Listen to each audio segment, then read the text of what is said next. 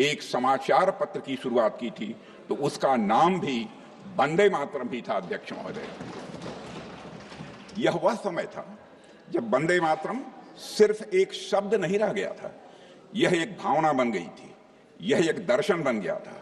It became a poem, pulse and A philosophy. अध्यक्ष महोदय, अप्रैल 1906 में नए बने पूर्वी बंगाल प्रांत में ब्रिटिश सरकार ने वंदे मातरम के सार्वजनिक नारे लगाने पर रोक लगा दी थी। लोगों ने इस आदेश की अवहेलना की, खुलेआम अवहेलना की। विश्वनाथ मुखर्जी ने अपनी किताब वंदे मातरम का इतिहास में इसका उल्लेख करते हुए लिखा है कि लोगों पर लाठियों की बारिश होती रही और पर जब तक उन्हें होश रहा तब तक वे वंदे मातरम का नारा ही लगाते रहे। अध्यक्ष महोदय, उस्मानिया विश्वविद्यालय में भी वंदे मातरम का नारा लगाने पर रोक लगी थी। इस आदेश को न मानने के लिए वहां के छात्र श्री रामचंद्र जी को भी जेल की सजा हुई थी। उस समय रामचंद्र जी की आयु बामुश्किल 18 साल की थी और उसके बाद 18 साल की उन्हें सजा भी दी गई थी। उन्हें वीर सावरकर जी ने वंदे मातरम रामचंद्र की उपाधि से नवाजा था। अध्यक्ष महोदय, वंदे मातरम सिर्फ बंगाल में सीमित नहीं रहा है, यह भारत में उत्तर से दक्षिण और पूरब से लेकर पश्चिम तक फैल गया था।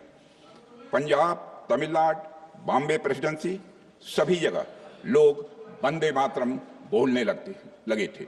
एक दूसरे का अभिवादन भी वंदे मातरम बोलकर करते थे। सिर्फ भारत ही नहीं, भारत के बाहर भी वंदे मातरम भारतवासियों के लिए एक मंत्र की तरह कार्य कर रहा था।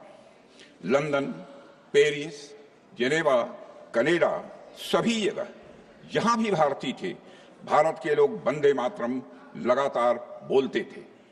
1912 में जब श्री गोपाल कृष्ण गोखले जी दक्षिण अफ्रीका पहुंचे तो उनका स्वागत भी वंदे मातरम नारों के साथ ही वहां की जनता ने किया था। अध्यक्ष महोदय, वंदे मातरम के साथ शहीद भगत सिंह और शहीद चंद्रशेखर आजाद जी के पत्र प्रारंभ हुआ करते थे। मदन लाल ढींगरा जी का आखिरी शब्द भी वंदे मातरम था। फांसी पर जाते समय क्रांतिकारी सूर्यसेन के होठों पर भी वंदे मातरम था। खुदीराम बोस की जुबान पर भी वंदे मातरम ही था। अध्यक्ष महोदय, इसलिए वंदे मातरम सिर्फ एक गीत नहीं है, यह हमारी राष्ट्रीयता का सूत्र है, भारत की अंतर आत्मा का यह स्वर है। अध्यक्ष महोदय, आज जब हम वंदे मातरम की 1.5 शताब्दी की गौरवशाली यात्रा का उत्सव मना रहे हैं, तब यह सच स्वीकार करना पड़ेगा कि वंदे मातरम के साथ जो न्याय होना चाहिए था वह न्याय नहीं हुआ। आज आजाद भारत में राष्ट्रगान और राष्ट्रगीत को बराबर का दर्जा देने की बात की गई थी, लेकिन एक हमारी राष्ट्रीय चेतना का अभिन्न अंग बन गया, समाज और संस्कृति की मुख्य धारा में स्थान पा गया, वह हमारे राष्ट्रीय प्रतीकों में शामिल हो गया। वह गान था हमारा जन गण मन। लेकिन दूसरे गीत को मार्जिनाइज कर दिया गया, उपेक्षित किया गया, उसे खंडित किया गया। वह गीत है वंदे मातरम। अध्यक्ष महोदय, it was treated like an extra. वह धरती जिस पर वंदे मातरम की रचना हुई थी, उसी धरती पर वर्ष 1937 में कांग्रेस ने वंदे मातरम गीत को खंडित करने का निर्णय लिया था। और अध्यक्ष महोदय, वंदे मातरम के साथ हुए राजनीतिक छल और अन्याय के बारे में सभी पीढ़ियों को जानना चाहिए। इसीलिए इस संबंध में चर्चा हो रही है, क्योंकि यह अन्याय केवल एक गीत के साथ नहीं था, बल्कि आजाद भारत के लोगों के साथ था। उन लोगों के साथ हुआ जिनकी सांसों में आजादी की हवा वंदे मातरम की पुकार ने भरी थी। अध्यक्ष महोदय, उस पुकार को सीमाओं में बांधने की कोशिश इतिहास का मैं मानता हूं कि यह बहुत बड़ा छल था। इसलिए हम यह मानते हैं कि वंदे मातरम का गौरव लौटाना यह समय की मांग है और नैतिकता का यह तकाजा भी है।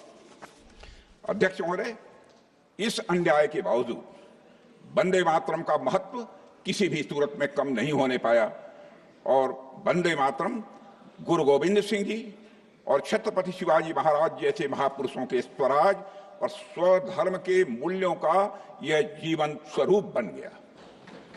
अध्यक्ष महोदय, वंदे मातरम स्वयं में पूर्ण है, लेकिन इसे अपूर्ण बनाने की कोशिश की गई। वंदे मातरम हमेशा राष्ट्रीय भावना का अमर गीत रहा है और अध्यक्ष महोदय, मैं बल देकर कहना चाहता हूं, सदैव यह बना रहेगा। दुनिया की कोई ताकत इसे कमतर नहीं कर सकती।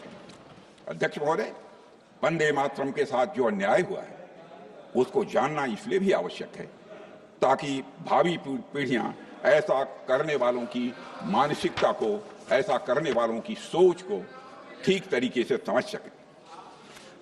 और अध्यक्ष महोदय, और सबसे महत्वपूर्ण वजह यह है कि वंदे मातरम के साथ हुआ अन्याय एक आइसोलेटेड इंसिडेंट नहीं था।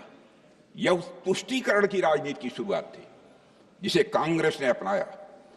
इसी राजनीति ने देश का विभाजन कराया और आजादी के बाद सांप्रदायिक सौहार्द और एकता को कमजोर किया।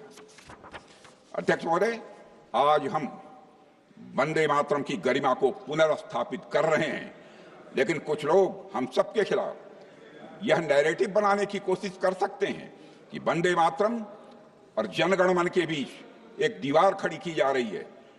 ऐसा नैरेटिव बनाने का प्रयास यह विभाजनकारी मानसिकता का परिचय देता है। अध्यक्ष महोदय,